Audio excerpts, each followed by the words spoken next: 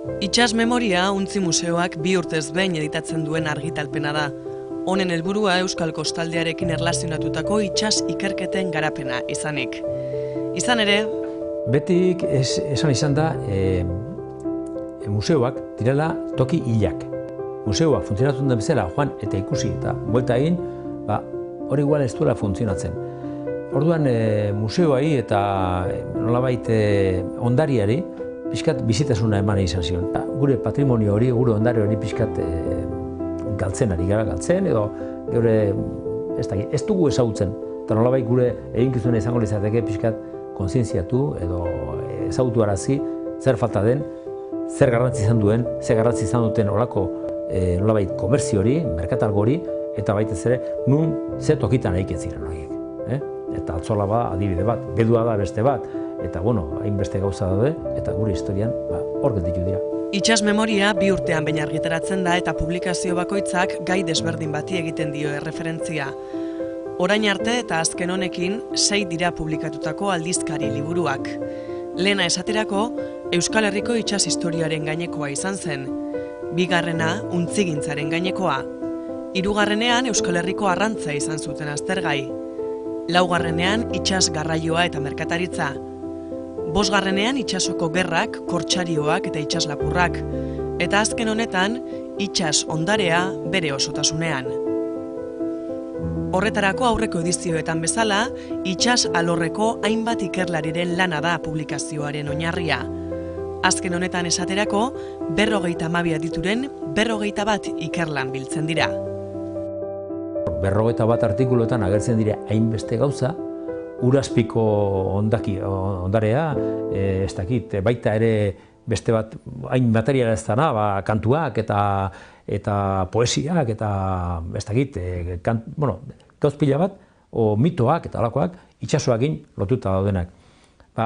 Ohitura horiek pixkat, nolabait, galdu egiten dira, eta bi belaunalditan, nolabait, gure aitonak kontatzen zutenak eta galdu egingo dira. Ahozko historia horiek galdu egiten dira, eta horiek ere beharrezkoa dire, mantentzea eta bere honetan eustea. Adibidez, lehen aipatu da Jose Luis Casado, horrek, ikertzen du Kantauri itsasoan dauden museoak.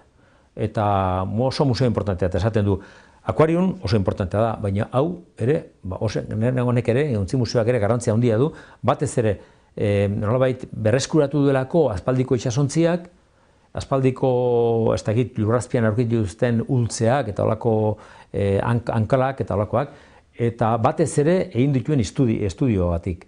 Batez ere beste batzuk egin ez dutena, beste museo batzuk egin ez dutena. Ikerketa formalak, ikerketa sakonak, eta uste dut honek ikerketak hortara dedikatzen dira, eta beren eginkizun handienetako bat, importanteenetako bat, ikerketa hori direla. Eta, Casado esan dut, beste batzuk, nolabait esan du itsasontziteko txakurrak. Arrantzalea betik txakurrak eramaten zuten, eta bertako langile batek egin du lantxo hori, txakurrak, hori kantuetan agertzen da, abestietan agertzen da, eta gero, hainbeste dorretxe, hainbeste fortifikazio edo gotorleku, galduta edo ustean daudenak, talaiak, nondik jenteak balea noiz pasatzen da ikusten zuena, itsasontzi zarrak, Pasaian behar bada baita ere ontzi museoak gorde dituela, eta nolabait berreskuratu eta konserbatu nahi dituenak.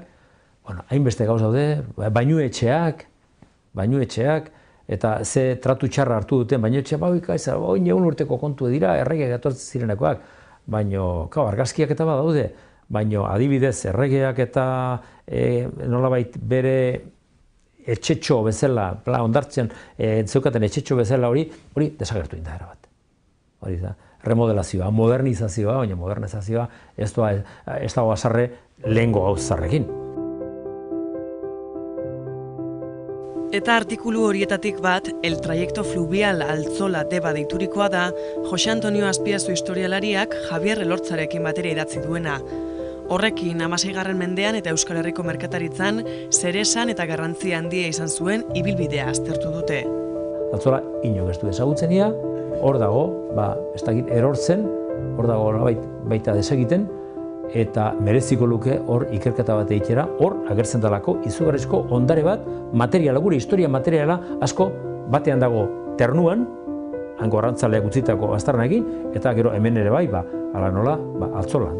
Pixkat aztertu ezkero, garbi ikusten da Altzola ze garrantzi izan zuen, zela, esango denuzuke Venezia txiki bat, ze han, dozenaka eta dozenaka txalupa ibiltzen ziren gora eta bera, gauzak eramaten, gauzak ekartzen, debatik, nolabait, garroi hori egiten, eta penagarria da pixkat ez ezagutzea, lonja horiek bere honean ez gelditzea, saltzea, botatzea, eta gero azpian dagoen ondarea, ez ezaguna dena, han gelditzea. Hori da penagarria. Pixkate hori aztertu inberko genuke, arkeologia mailan abia puntu izugarria da, eta uste dut merezi duela garrantzi pixkate ematea horri.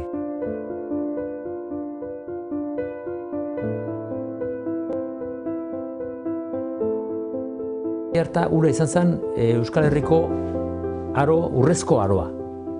Aberatzenak. Orduan Euskal Herria mundu guztian ezaguna zen.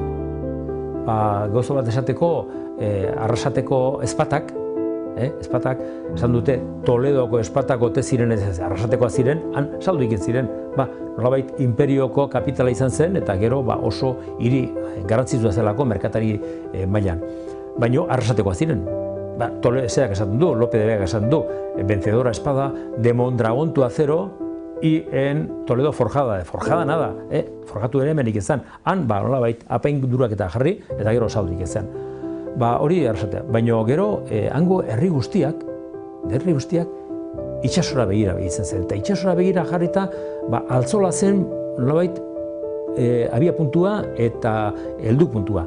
Nolabait, esango genuke material guztiak Altzolala bideratzen zuten. Eta han daude oraindik ere zutik lonja izugarriak, biltegi izugarriak, nondik gero, handik txalupetan edo alas edo txalupas o gailupaz ditzena, Debara eramaten zutena. Eta Debara ez bakarrik olioa bueltan, guaria bueltan, edo gero artilea Gaztelatik zetorren, edo Riojatik, edo Naparrotik zetorren artilea bakarrik, eta Deba biltzen zen. Zergatik? Errentabilidadea ataratzen zuelako. Mando batek zeramana, txalupa batek, bi gizonekin, mando batek, 6 mando, 7 mando eramatu zutena, zirelako gai eramateko. 2 urte barru argitaratuko du Untzi Museoak 7. itsas memoriaren edizioa, eta ordura arte ere, Euskal itsas historiarekin lotutako gaiak lantzen eta transmisio hori bermatzen oinarrituko du bere lana Untzi Museoak. Izan ginen ura, Anzturan erorrez dedin, aleginetan.